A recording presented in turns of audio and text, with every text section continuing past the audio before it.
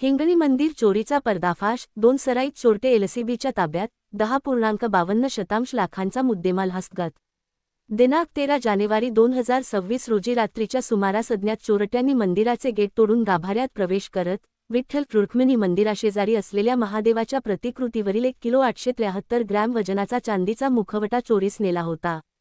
या घटनेमुळे संपूर्ण गावात संतापाची लाट उसळली होती. या गंभीर घटनेची दखल घेत पोलीस अधीक्षक माननीय सोमनाथ खारगे यांनी स्थानिक गुन्हे शाखेला तातडीने तपासाचे आदेश दिले. पोलीस निरीक्षक किरणकुमार कबाडी यांच्या नेतृत्वाखाली विशेष पथक तयार करून तपास सुरू करण्यात आला. तांत्रिक व गोपनीय माहितीच्या आधारे पोलिसांनी भास्कर खेमा पथवे व राजेंद्र ठकाजी उगडे, राहणार नांदुरी दुमाला, तालुका संगमनेर यांना टाकळीडोकेश्वर परिसरातून अटक केली.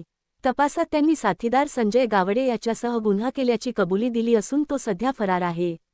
आरोपींकडून चोरीचा चांदीचा मुखवटा, 2 मोबाईल फोन, रोख रक्कम, चोरीसाठी वापरलेली हत्यारे आणि तवेरा 4 चाकी वाहन असा एकूण 10,52,600 रुपयांचा मुद्देमाल हस्तगत करण्यात आला आहे. तपासात आरोपींकडून अहिल्यानगर जिल्ह्यातील विविध पोलीस ठाण्यांतील 6 गुन्हे उघडकीस आले असून मुख्य आरोपी भास्कर पथवे याच्यावर 17 मंदिर चोरीचे गुन्हे दाखल असल्याची माहिती पोलिसांनी दिली आहे.